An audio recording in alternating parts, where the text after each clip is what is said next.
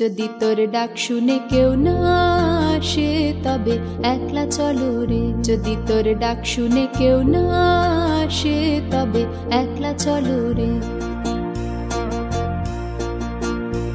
যদি কেউ কথা না কয় ওরে ওরে ও অভাগা, কেউ কথা না কয়, যদি সবাই থাকে মুখ ফিরায়ে সবাই করে ভয়, যদি সবাই থাকে মুখ ফিরায়ে সবাই করে ভয়, তবে পরাণ খুলে ও তুই মুখ ফুটে তোর মনের কথা একলা বলো রে, তবে পরাণ খুলে ও তুই মুখ ফুটে তোর মনের কথা একলা বলো রে। যদি তোর ডাক শুনে কেউ না আসে তবে একলা চলো রে। যদি সবাই ফিরে যায় ওরে ওরে ও অভাগা, সবাই ফিরে যায়, যদি গহন পথে যাবার কালে কেউ ফিরে না যায়, যদি গহন পথে যাবার কালে কেউ ফিরে না যায়, তবে পথের কাঁটায় ও তুই রক্ত মাখা চরণ তলে একলা। आप सभी का स्वागत है आपके मनपसंद कार्यक्रम एकला चलो रे में, और आपकी मेज़बान पपिया नंदी का आदाब और नमस्कार कबूल कीजिए। मुझे ये जानकर बहुत खुशी हुई है कि आप लोगों ने पपिया से एकला चलो रे के पिछले एपिसोड्स को बहुत पसंद किया है। आज के पपिया से एकला चलो रे प्रोग्राम के एपिसोड में हम जानेंगे कि ऑटिज्म से पीड़ित बच्चा होने पर कैसे not only the parents but the whole family, या तो यूँ कहें कि पूरे समाज को कितनी संवेदनशील से ऐसे लोगों का साथ देना चाहिए, इस बारे में हम आपको कुछ जानकारी देंगे।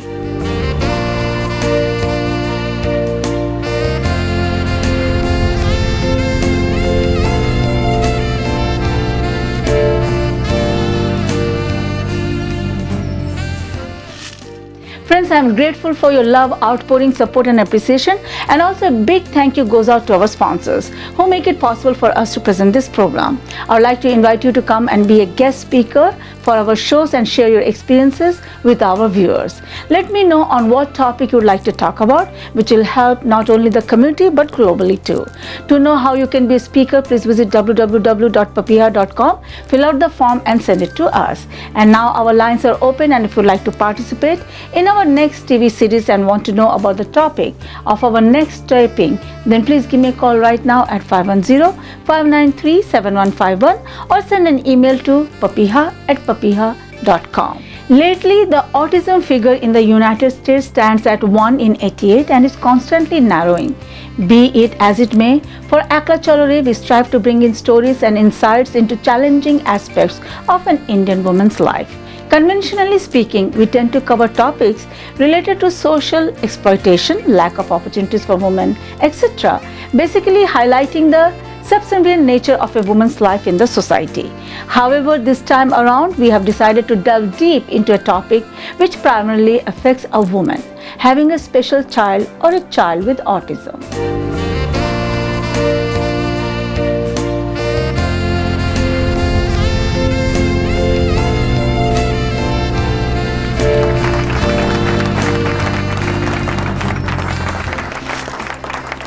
Jaya Vijayanand with us.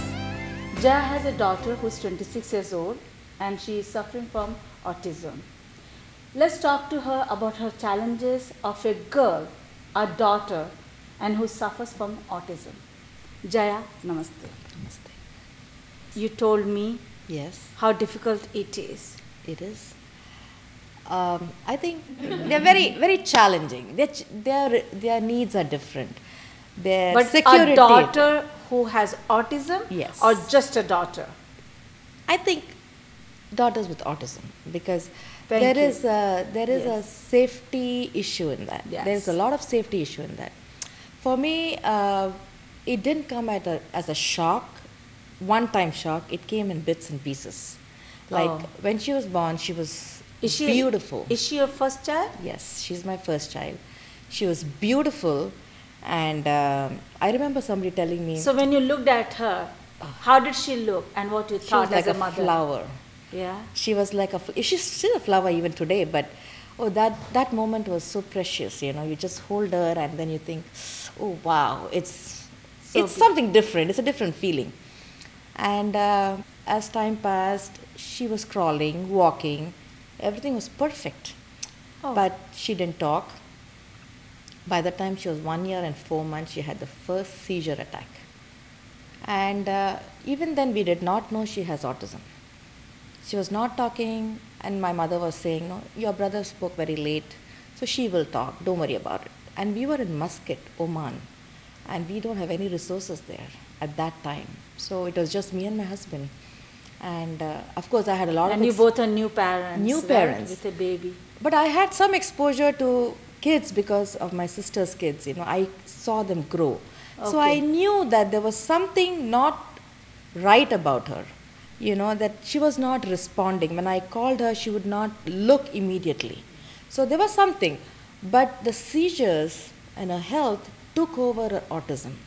And we were so busy treating her seizures that we just thought that let her be happy as long as she lives. Because she had about 16, 17 attacks a day. We had to hospitalize. Really? Yeah, she has multiple kind of seizures. So what happens when they have seizures? Oh, there are multiple kind of seizures. There are there's something like absence attack, like unless you know the child well, you won't know the child has a seizure. Like it could come and it will go, and if you don't know about seizures, you don't know the child has seizures. They'll just do that and then they'll be done. But there are seizures where they will lose control of themselves. They'll be on the floor. They'll be frothing, and you just have to keep everything clear, get them enough oxygen, and sometimes when the seizures get too much, you have to hospitalize them because they can go static. And we were busy for many... What does static Static means they may stop breathing for some time. My daughter went through that. We had to give her CPR and get her back. So did you go through that CPR Yes, I did. training? No. Okay. I was in Bangalore with my sister-in-law, and it was January 9th. I had my son, newborn son with me, and we were... And how old was the other baby? She was 9.5. Okay. And I had put her next to me, and I always say a little prayer when I go to sleep, and when I closed my eyes, I just felt so uncomfortable. When I looked at her, she was not breathing. She was not breathing, and I was living with my sister-in-law, who's my support, my mother, my friend, my philosopher, my guide, everything she is. She's a doctor. I ran to her room and I told her, there's something wrong with my child. And she said, no, don't get paranoid, she might be a seizure. I said, no, she's not breathing. And those 9 years were really difficult for me because she had behaviors, she has seizures, she had autism. But that moment when my You already knew she has... Yeah, we already knew all that by then. And when she nodded her head to her husband and she said, like she's gone.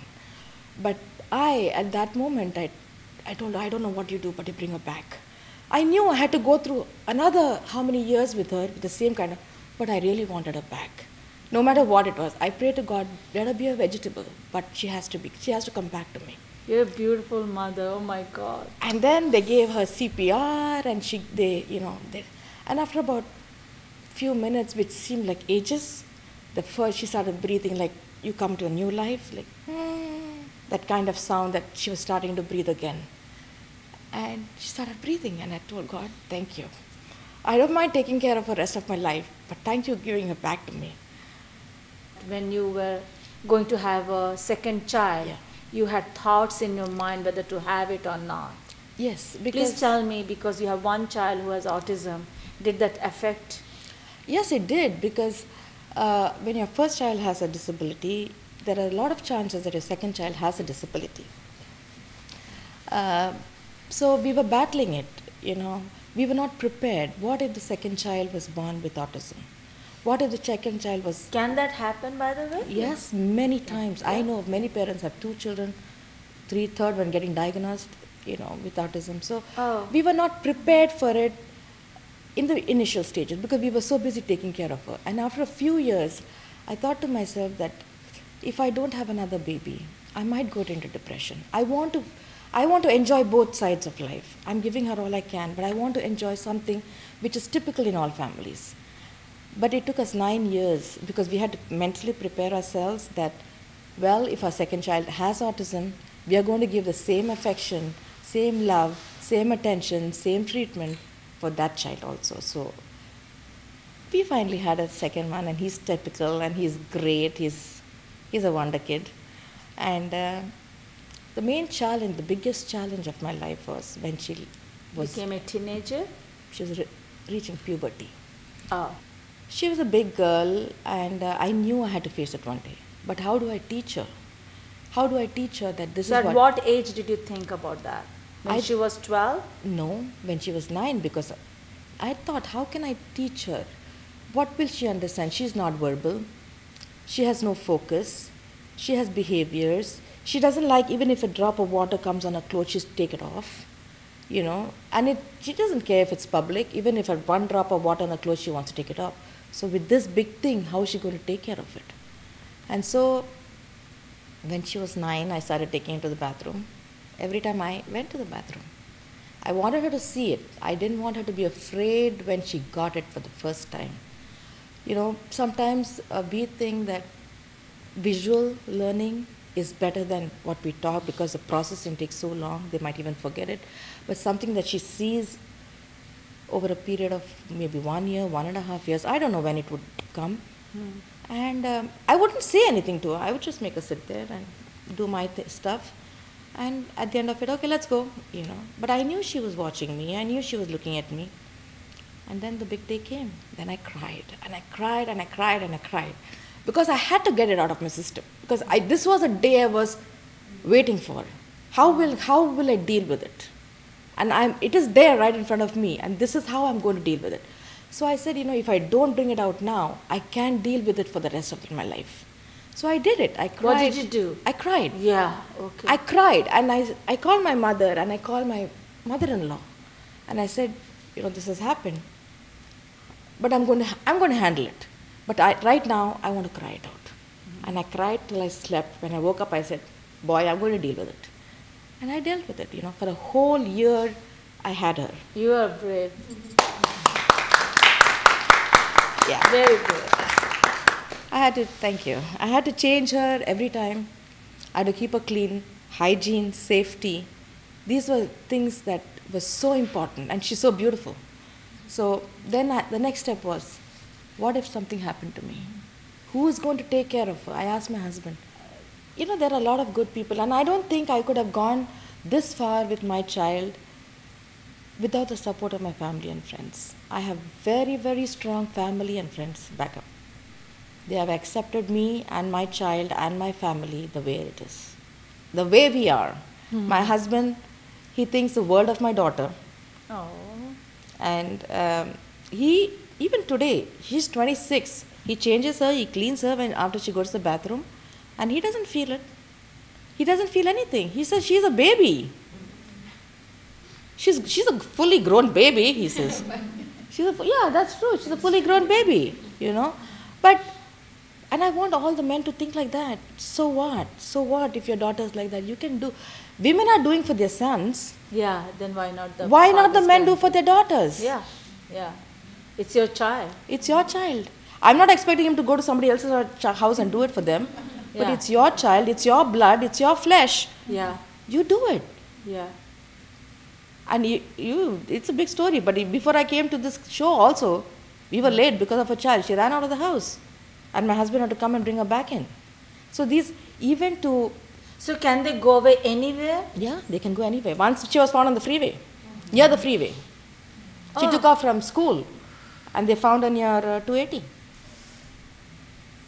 They don't know. They're just walking. Oh. So I also heard that kids who have autism, they have some exceptional abilities to Yeah. do things. Does your child has anything like that? Because she's a girl, like does she No. like to do something? She's What very, does she very do? low How does she functioning. understand you? How do you feel when she is looking at you and she wants to say, "I love you, Mama"? Does she know what is Mother's Day? No. She doesn't know what's Mother's Day. But does a 3-year-old tell you that she's hungry?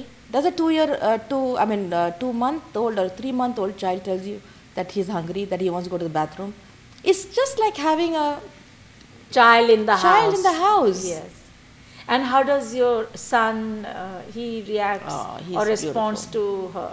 He's an awesome child. You know, I How think old is he now? He's 17. Okay. He'll be 17 soon. I like to say he's 17.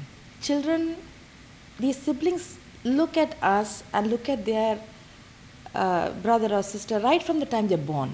Yes. So they know that, mommy is giving them so much love. They're a part of the family. When my son was little, my daughter doesn't know. Like when he was 2 and 3 months, how people come to visit you and they would carry the baby. She doesn't know to talk. She doesn't know what the outside world is, but she wouldn't stop following them until they put the baby down. Because she knew that he was a part of our family. And she was afraid that they would take him away. So till they went, she would be following them like a little, Mary had a little lamb. Yeah. And then, people would tease her, we are going to take. And then until they got into the car and we shut the door, she was so restless. Oh. Because she knew that she was, and same thing with the brother, though he'll say, every night he comes to her and he will talk to her. He'll give her a hug. He'll say, you look like a chocolate. And then finally he'll tell her, you better behave tomorrow, otherwise I'm not going to do this tomorrow. But he'll do it anyway tomorrow next, and he'll tell her that you did that in the morning, I hated you in the morning, but now I love you. Because it's, whatever said and done, is a blood relation. Yes. You cannot take it away. Yes. Thank you.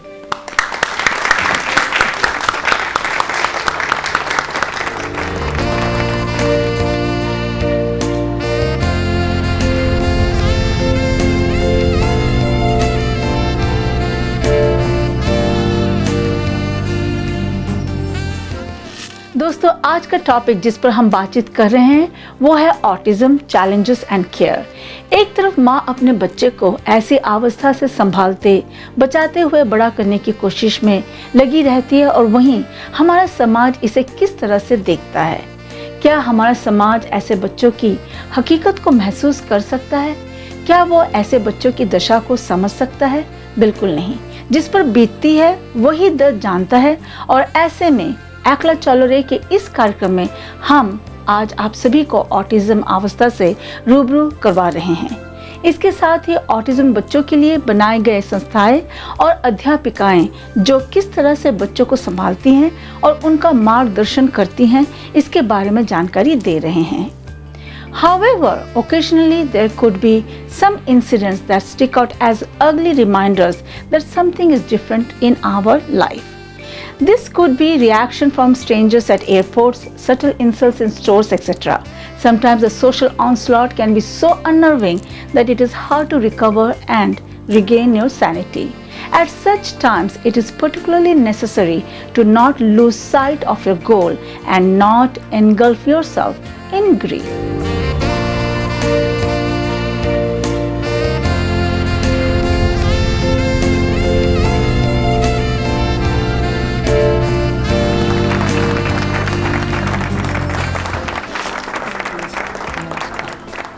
अर्चना, मुझे पता है कि you have a son. Yes. How old is he now? He is 21. He just turned 21. So he has autism and he is the only child. So does he go to a group? No, he is at school? home. He goes to a school, post-secondary school, and then in the afternoon he goes to an adult program. So by the What is he learning there? He is learning social skills. So he goes to McDonald's. They make him go buy the food. He has to give the money to them. He goes to library. He goes to the park. He goes all those kinds of things. And the program, there are not just autism. Like it is all people with all disabilities. So then he has people with autism, they don't want to speak to each other, but people with other disabilities, they do want to talk, they do want to interact. Yeah. So he gets, I think, a chance to interact with those people. Yes. And when they say bye, he will say nod and say bye. And Oh, that's good. Yeah. Okay, so once you have this child, I understand that you didn't have another child. No, I didn't So did have. that influence because you had one child with autism? Yeah, yes, it had a huge role Impact on impact you. on my life. And I for me it was like I have one child with autism. I don't think I'll be able to take another You cannot take care care of of another another child. child if that happens. So so that's why we decided that, and we were also thinking about like other mothers that we should adopt a child. And what if the adopted child is autistic? Like you cannot, Okay. yeah. So for me, it was like one child is, I can take care. He's my life. I can take good care of him, and that's it. So tell us a little bit about your child. At what age was he diagnosed? He was diagnosed when he was about 18 months old. Oh, that So, young yeah. a child can be diagnosed? Yes. Wow. Because till about 12 to 15, he was speaking and he had some words. Yeah. But between 15 to 18 months, he started losing his speech. And Oh. then he started also not responding to like simple commands like come here, and which he used to do. So that's Oh. when we took him to the child. We were in Canada at that time. And that's when we took him to the doctor. The doctor said, no, you have to wait till 2-3 months. But we said, no, something is wrong with him because he is losing. So we did, and then they looked at him, and then they diagnosed. They looked at his behaviors and all those things. So please tell us, what are the things he does?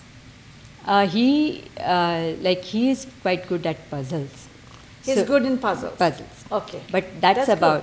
that's about the skill he has. Rest of the time he doesn't sit Is in he one place. exceptional in that? He can do like 100-piece puzzle. Oh, yeah, that's really good. yeah, but Huh. not like 1,000-piece puzzle. Okay. And he loses patience. So what he does, he doesn't sit in one place even to eat. So he has to, he keeps roaming around. Even when he's eating, he will take one bite, roam around, come back. So he doesn't sit in one place for anything. But So- does he eat by himself, or you have to Yes, feed him? he eats by himself. Oh, okay, good. Yeah, So he goes He around and takes a comes bite. back, yes. Okay, and what else? And then he's he's a pretty friendly guy. So he will give you a smile when somebody new comes. But the one thing that we are working on him is he tries to go very close to the people and goes into their personal space, which some people may not like. Yes. Yeah, So, so- you're teaching him that how to be outside the Yeah, bubble of a personal- person. Personal space. Personal space. So we have to show him the card. We have cards and give the person. Like we used to keep talking, like saying, but that we stopped, and now we just show him the card and he moves back. Oh, So- okay. So are you able to? He doesn't talk at all. He talks little bit. He can communicate his Does he needs. call you by something? No, He he doesn't know how doesn't. to- He doesn't call. He doesn't call anybody. So, but he knows his immediate needs. He knows when he's hungry. He knows when he's thirsty. He knows when he wants to go to toilet. So Is he able to recognize you and the father? Yes, he does. He Okay. does recognize me and his dad. Oh, Yeah, really? But yeah. he cannot. He doesn't have a word to No, call he doesn't you. say mama or daddy. No. Oh. Or if I say Anish, go get daddy, we have to say our prayers. He Yeah. will go get him. Or if Oh. something like that. Does he pray with you? Yes, he does pray with us. We say Shubham Karoti, which is Shubham karoti kalyanam Arogyam. arogyam Yeah, so dhan that's what he's supposed to say, and then we say the rest of the prayers. Oh, And- really? That's wonderful. Because they say the family who prays together stays together. Yeah. Right? Okay, and what are your challenges when you go out and he's amongst people? Yeah, we had for a few years he was very aggressive. He had become, after he turned the puberty, after he turned 13, 14, he started having seizures. Oh, And before that he did not have any seizures. And around that time he started having aggressive behaviors too. So what will he do? He will just go hit people on their heads, or he will just go any random people. It doesn't have to be if we are walking on the street and he sees somebody coming by, he will go and hit him for no reason at all. Or he would just go bang on their heads, Wow. and he would bite.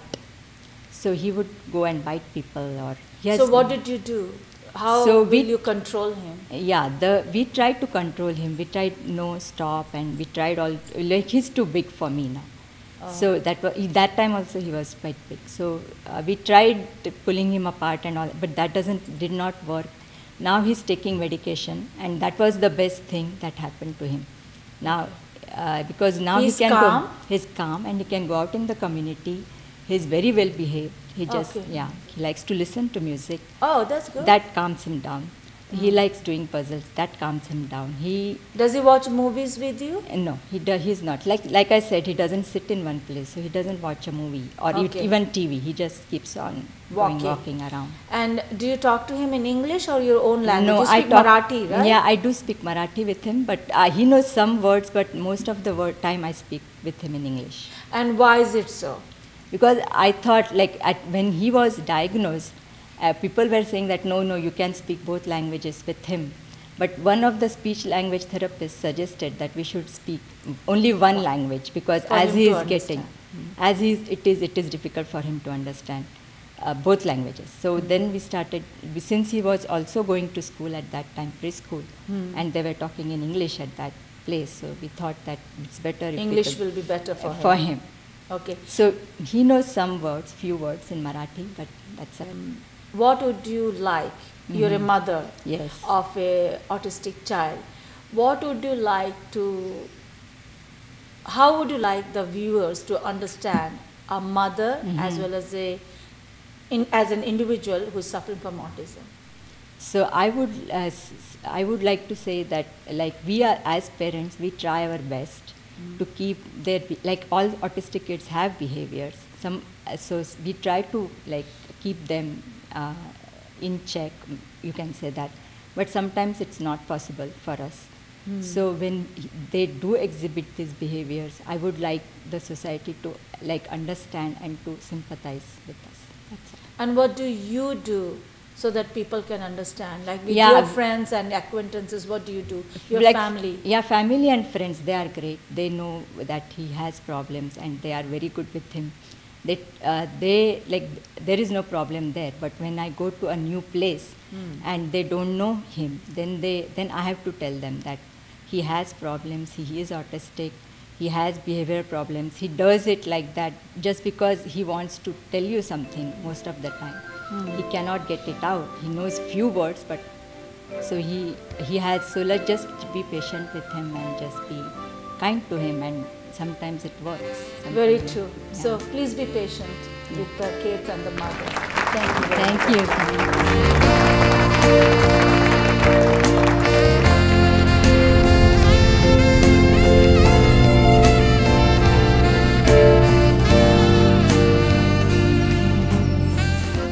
America में ऐसी कई संस्थाएं हैं जहां पर autism अवस्था वाले बच्चों के जीवन को सरल और सुविधाजनक बनाने के लिए कई ऐसे कार्यक्रम हैं जिसमें इन बच्चों को खास तरीके के सिलेबस के जरिए उन्हें अनेक बातें सिखाई जाती हैं। खास प्रशिक्षण से किस तरह से वे आत्मनिर्भर होकर रह सकते हैं और किस तरह नियमों का पालन करें, ये उन्हें सिखलाई जाती है। ये सब इतना आसान नहीं होता क्योंकि ये ऐसे बच्चे हैं जिन्हें प्यार से 10 बार भी समझाए तो शायद पूरी बात समझ में उन्हें ना आए। साथ ही हर काम को वो धीरे धीरे सीखते हैं और समझते हैं। ऐसे में कई साल भी लग सकते हैं। ये एकदम आम छोटे बच्चे जैसे ही होते हैं। इन्हें भी भूख लगती है, इन्हें भी खेलने का मन करता है, लेकिन किस तरह इन बातों का इजहार करें इसका उनमें वो क्षमता नहीं होती। Lately, aren't we hearing this word autism much too often? Is it increased media awareness, or is it that the cases of autism are increasing in numbers? Before we venture into the familial effects of autism, let's gloss over what autism is. Autism basically is a disability in social connectedness and may include several physical challenges like not being able to talk or establish an emotional connection even with any other human being, including your own mother.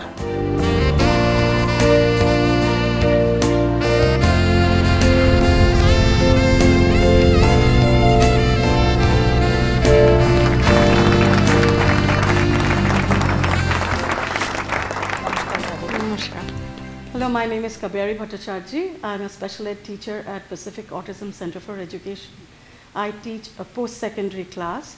These are students who are 16 through 21, and they graduate from my class and go to an adult day program. I work with students with moderate to severe disabilities, and my thing that I teach them is functional academics, vocational skills, leisure skills, interpersonal social skills, behavior management skills, because I have been hearing a lot from parents about what you hear about the behavior that the students go through.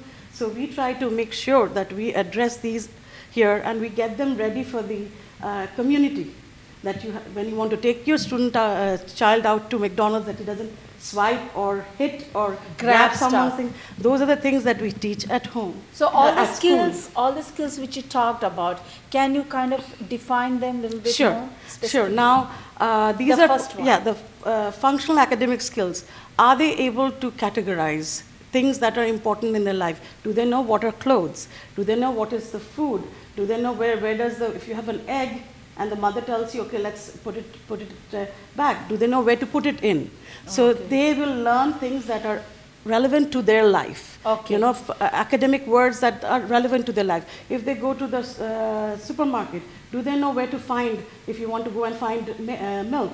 It's in the dairy aisle. We take things for granted, but for them, they have to be trained every step of the way. It's like teaching a small baby steps. So as they do that, and it's paired with verbal and visual, and it is step by step by step. So in verbal and visual, how do you teach? So you have you're instructing them, giving them direct, okay, this is milk, and then you're doing the prompting, and you're showing the picture of that. And this is where it goes. So you're constantly prompting them to put things where it is supposed to be. So you're reinforcing what it is. And you have to teach them, like, you know, you teach a small little baby. How do you do it? It's just baby steps. Yeah. So it's like that you teach them. None of my students can read. And they're nonverbal. So how do you teach them? You teach them through you know, modeling. You're showing them, you're constantly scaffolding them, helping them to be successful. And I believe in error-free learning, that you take the child where the child is and make the child feel comfortable and successful. It is not that this is what he's supposed to do because he's this years old. No, he is where he is, and how can I make him feel comfortable? So if he cannot you know, do the whole task, I will segment the task for him.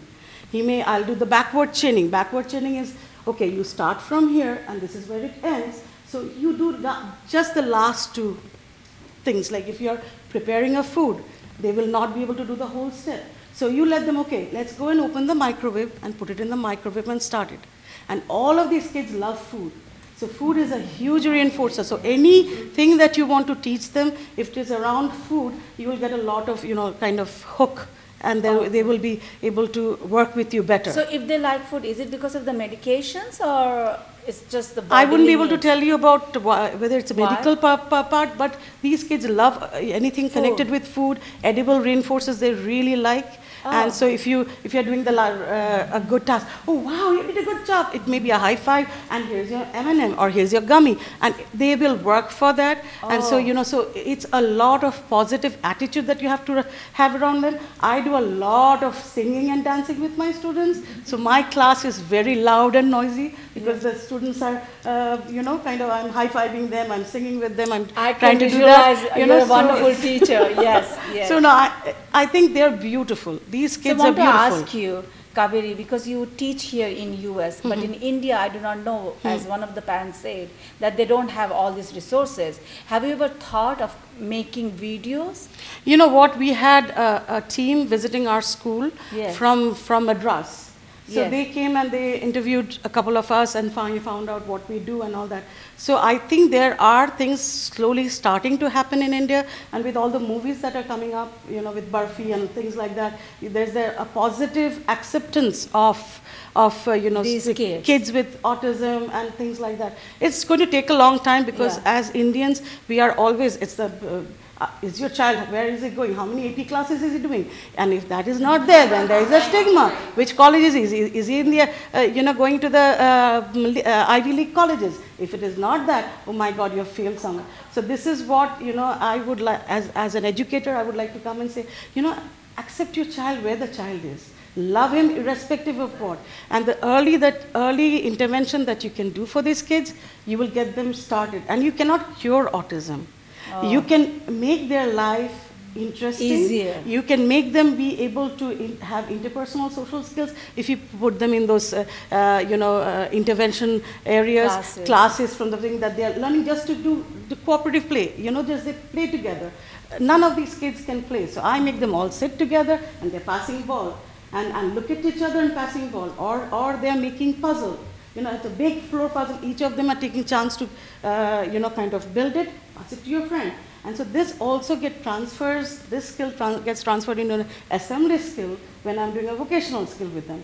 Okay, so you open the DVD case, pass it to your partner, so he puts the DVD in, and the other one closes it, put it in the box. So this is so that it becomes you're teaching them, and they learn to kind of work with each other and not hit each other or pull each other's hair. So that personal space, because a lot of them don't know, how if someone is too close to them, they will hit, not because they want to hit, it's that you are invading my space. You are involved with autistic kids. What will be your advice to the parents, how they can deal with their situations in a much more positive manner without getting discouraged and disappointed? What will you say? There's a lot of support system. Yes. There's called respite that you can have and hear and talk to your classroom teacher. That's your first point of thing. If you're feeling overwhelmed, she will be able to help you. And even if I do not know a lot of things, I will go and find out what will be the nice place that you can call up and get that help. How can they get it? They can get it through emailing the teacher, okay. and from there I can find it. The teacher is the first point of contact, is a first responder if you have any thing. So then if the student is having a lot of behaviors and the parent is really concerned, so we may start trying to evaluate why this behavior, what is the function of this behavior. We may start initiating a FBA or a FAA, that is a functional behavior analysis, to find out what is wrong. So then come up with strategies that would help to take care of these behaviors so that they do not escalate to the point that the student becomes aggressive to himself or to the community. Okay, I got it. Thank you so much. Thank you. I really appreciate that. Thank you.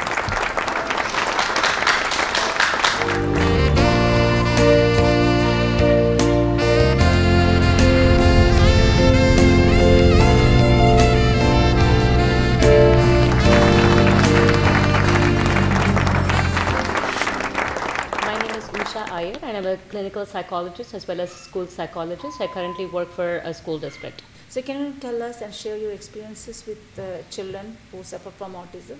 Right. So first of all, I would like to clarify that it's we deal with typical and atypical children, and autism is atypicality, that is, which does not follow the norm of typical behaviors. It is. And when I come to the assessment room, I would just like to first of all say that the parents are always the experts. So please, please, please listen to the parents, spend the time talking to them. It's always nicer when they come into a meeting that they have known you, and it's a nice collaborative atmosphere rather than you trying to talk down to them as if you are the expert. You're never the expert of this child. The parents are always the expert, always the expert. They're always going to stay with the child after you have gone from the school system. So always respect their perspective. Give them some suggestions or guidance. Which will help them. Absolutely. Or say that from my experience, you've seen this in the past. And when they're ready to accept some of those suggestions you have made, they will be ready. They might not be ready at the time of the meeting. They might be ready after 3 years, 5 years, but that's okay. That's the journey, that's the process you need to give them, the space that you need to give them. They know what it is like to deal with them on an everyday basis. Because they have a unique situation, right? Absolutely. Everyone has a unique situation. Absolutely. I can sit here and say that autism is genius gone wrong, but they are the ones who are dealing with those behaviors. So there are many, many things, as I said, as a community, it takes a whole village to raise a child, and same thing, we need to embrace all of these children. It's when you go to the grocery store and your child knocks off a can, just apologize. Do not feel as if you have taught them. No parent is going to teach a child, go to the grocery store and destroy it. Just like if a blind child goes and knocks off this thing, the parent is definitely going to say, I'm so sorry. They're not going to say that I willfully taught this blind child to knock off anything. In the same way, do not own those behaviors. It's not something that you have taught them. So please, as I said, apologize for those behaviors and just move on, because no parent, teaches those behaviors. And some things which are slightly counteractive to what parents want us to do is that if the child likes music, give them a lot of music. Yeah. In the same way, do not make them confined to what you think should be normal. Do not make them learn some literature which is not meaningful. If they like music, why don't you expose them to more music? If they like puzzles, give them more puzzles. Okay. There are 3 trillion neurons in the brain, and just like a puzzle piece gone wrong or lost, 3 puzzle pieces gone lost, the effect, that the domino effect it can have, in the same way there's going to be a domino effect in your brain too. So accept that. Do not own their behaviors. Just like you brought a typical child into this world, you do not feel extremely excited that your child has accomplished this. Do not own your child's behaviors. That's not for you to own. It is you definitely, as I said, no parent, whether an autistic child, or a typically developing child, no parent teaches them anything. And stemming is very self-soothing behaviors. It is not as if a child is trying to be a deviant or trying to do something. That is the best way that they know to soothe themselves in an anxious situation. And what would you suggest to those parents who has just found that the children has autism? What would you like to suggest them and advise them? Give them more of the same. It's okay. Okay. It's absolutely okay. That's what their body is craving for. That's what their mind is craving for. So if do not do anything counterintuitive, because that's how I think we have been approaching so far. We want them to confine to our world, and if math 2 + 2 is meaningless regardless of what it is. If you can give me 2 apples and 2 oranges, that is what is meaningful. So make that meaningful. Do not make them do Kumon, pages and pages of Kumon. Okay, you're wasting your time. Yeah. Thank you so much.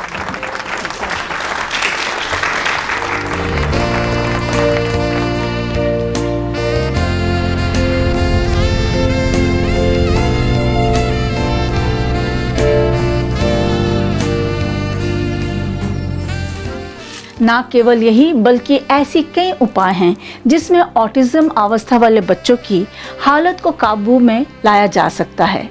दवाई दारू के साथ साथ meditation, yoga, संगीत, नाच इत्यादि की मदद से बच्चों को शांत और सरल रहने की कोशिश की जाती है।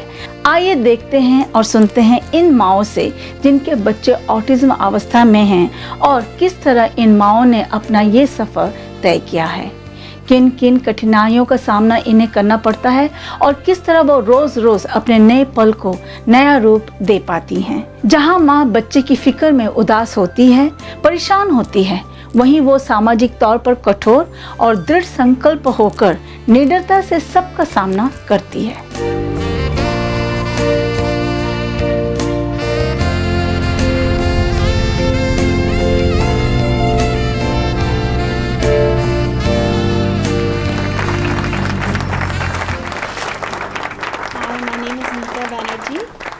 I am a licensed clinical social worker, and I used to work as a school counselor for many years, but my heart is working with parents who are grieving.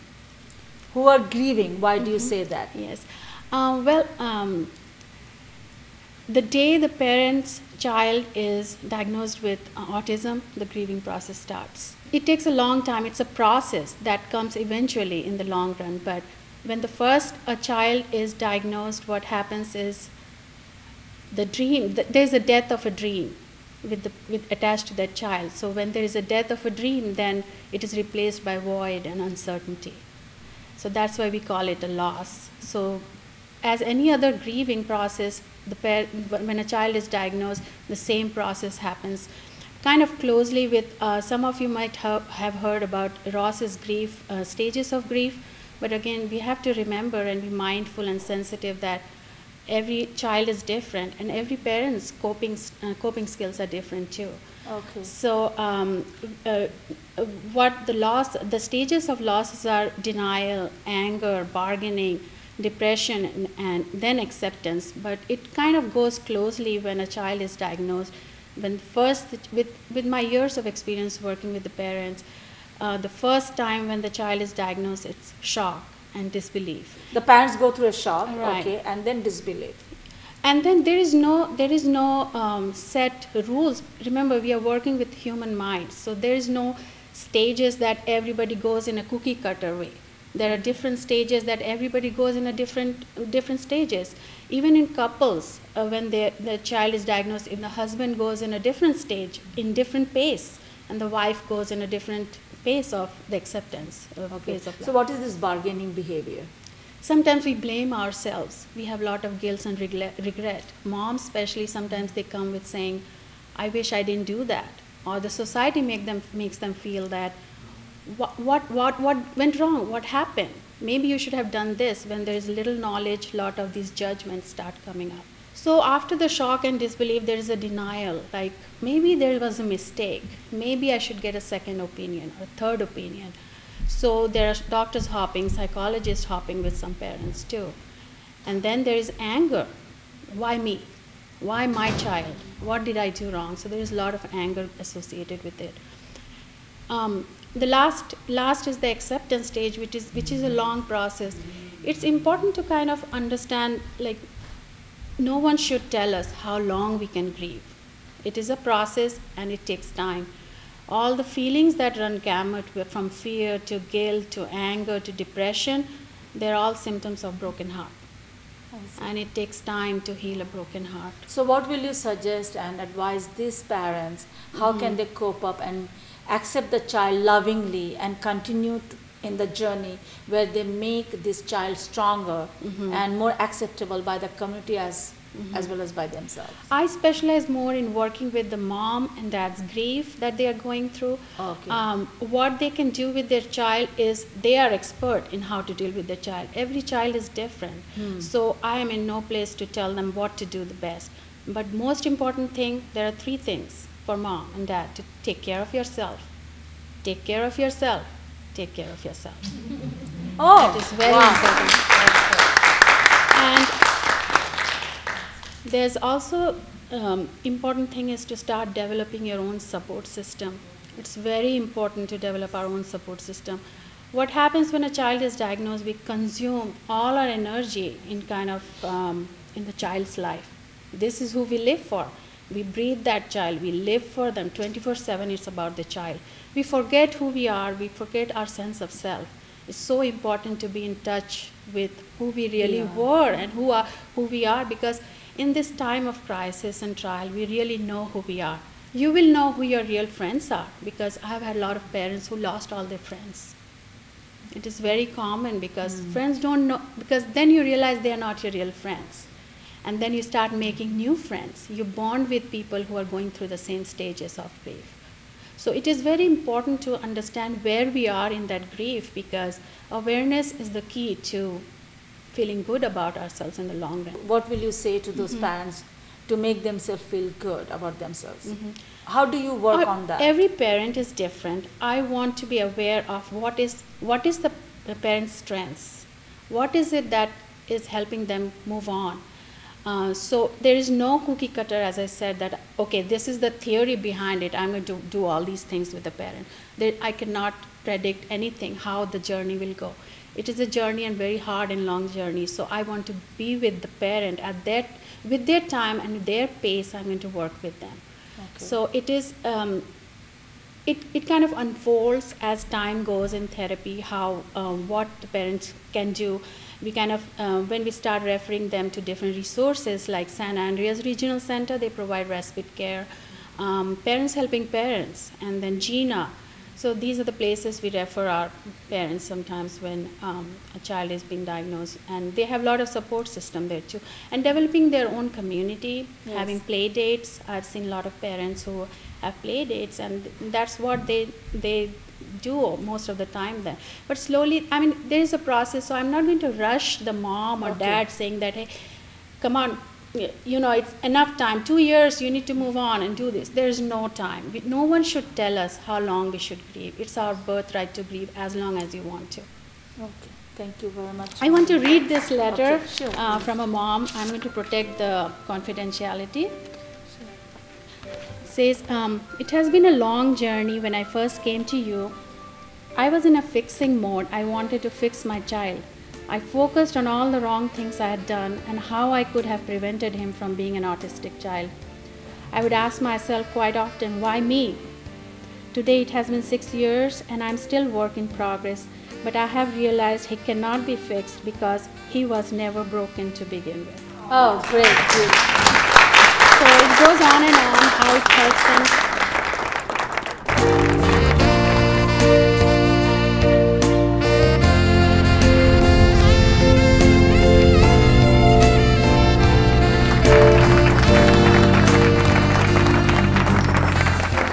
So please tell us, how does this Reiki helps these little kids who are suffering from autism? Well, what Reiki does is it's using the universal life force or the energy that we have, and it's replacing the toxins of your body with positive energy, and it has a very calming effect. So So why do you say that it has a calming effect? So that means you want to tell me that kids who are suffering from autism, they always are very anxious because there's too much going on in this world and they're trying to cope. So when you come up with this Reiki energy, it's a mechanism which cools them down so they can understand and cope with things better? Yes, exactly. And it's not, it's that, and by first-hand experience, I have seen that when I was working as a behavioral therapist, when I went to the child's home, and if the child had received Reiki that time, or had been receiving Reiki sessions, my behavior therapy session was very productive. Oh. So, with that said, parents of children with autism have to bear a lot of financial cost also. That's a big aspect, because if the child is getting therapy sessions, there's a cost attached to it. Yeah. And if the behavior therapy sessions are productive, you'll have less number of sessions needed. So that was another fact. And also because the children were calm, slowly and steadily we saw that over sometimes few weeks, few months, the aggressive behaviors went down. The sleeping patterns were much better. If you would have heard, some parents said that they would not sleep at all. They started sleeping a little more. Oh, okay. Anxiety, they have anxiety at every small little change. Like mentioned, entering from the front door or the back door made a difference. So if the anxiety is low or less, the tantrum will be less intensive. It won't be as big. So again, it is not curing it, but we are targeting the anxiety and the stress that is attached to it, which can even affect them physically. Some of them have a lot of sores in the mouth. Some of them can have stomach ulcers because of the anxiety. And because we are trying to work in the anxiety and get them to become less anxious, it will help them physically. Wow. Okay. Another thing would also be, it's not only the children, it's also the parents themselves. They are facing as many challenges. They are coping with so much stress. So if they can give Reiki to themselves or the children, it'll definitely be beneficial. It's a holistic or alternative treatment. So till now, not everybody believes in it. Okay. So I cannot legally go to a school district and say, hey, I am here. Oh, okay, I got it. I cannot do that. Okay. Because it's a personal choice. But yes, I do, people who do believe in it, I go to the child's home. And interestingly, the feedback I have had is amazing, because as you would have heard earlier, they are really underestimated. We think they will not understand what is happening. But I've had children with autism who are verbal and high functioning tell me I was very calm that day. Oh. Yes, Okay. so it's an interesting feedback there. Yeah. If the child is having a tantrum, the parent needs to be really calm to think what to do at that time. Okay, To, okay. actually apply the right skill which works for the child. So to do that, they can give Reiki to themselves as well, right? To be really calm, to cope up with the stress, and then help the child in turn. Okay. And one last thing that I would like to add is that it's healing with energy. It doesn't have to be that I have to touch the child, Yes. because there are a lot of children who are sensitive to touch. Yes. So it can be done from a distance. It can be just being in the same room. It can be done miles away. So it works either way. So I would like to make parents aware that if you're out there and you believe, so why don't you reach out, look up the internet. There might be Reiki therapists out there. There are Reiki masters who can train you or treat your child. But I do not know about other Reiki people, but because you have already dealt with this situation so many times, you have the experience, so that people can definitely come and oh yes, come definitely, to you. definitely, anytime. Thank you very much for giving this information. Thank you. Please be seated, Siddharth. Siddharth, you're going to be on the television. Yes.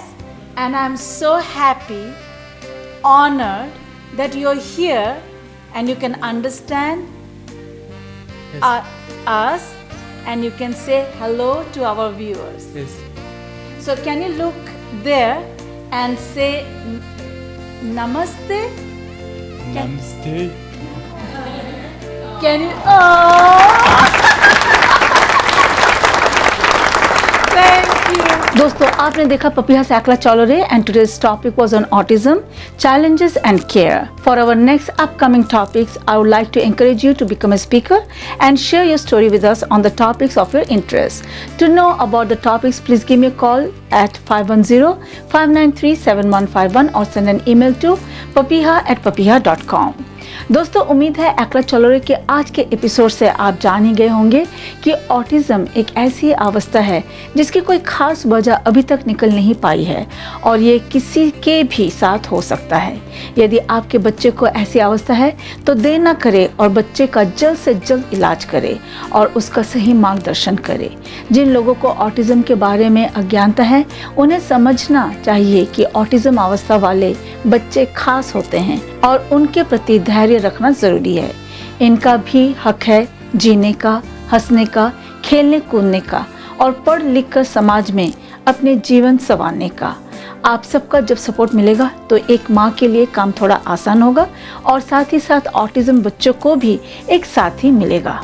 जैसे कि कहते हैं कि takes a whole village to raise a child, चलिए क्यों ना हम सब मिलकर ऐसे बच्चों की ज़रूरतों को समझने और धैर्य और प्यार से उनके साथ पेश आएं। मैं भी तेरा लाडला हूँ माँ, मैं भी जीना चाहता हूँ माँ, थोड़ा मगर मैं अलग हूँ माँ, मुझे ज़्यादा तेरा साथ चाहिए माँ, कुछ दूर ज़्यादा चलूँ हाथ पकड़कर माँ, तेरे प्यार और दुलार में जीवन ढूंढ लूँगा अपनी माँ। आप सभी को मेरी शुभकामनाएं, आपका अच्छा हो, सब कुछ मंगलमय हो, इसी प्रार्थना के साथ अब मैं आप सभी से इजाज़त चाहती हूँ। बड़ों का आशीर्वाद चाहती हूँ, छोटों का प्यार, और आप सभी अपने दुआ में मुझे ज़रूर याद रखिएगा। आप सभी को पपिहा नंदी का प्यार भरा नमस्कार, अल्लाह हाफिज़ और सत श्री अकाल। যদি তোর ডাক শুনে কেউ না আসে তবে একলা চলো রে, যদি তোর ডাক শুনে কেউ না আসে তবে একলা চলো রে। যদি কেউ কথা না কয় ওরে ওরে ও অভাগা, কেউ কথা না কয়, যদি সবাই থাকে মুখ ফিরায়ে সবাই করে ভয়, যদি সবাই থাকে মুখ ফিরায়ে সবাই করে ভয়, তবে পরাণ খুলে ও তুই মুখ ফুটে তোর মনের কথা একলা বলো রে, তবে পরাণ খুলে ও তুই মুখ ফুটে তোর মনের কথা একলা বলো রে, যদি তোর ডাক শুনে কেউ না আসে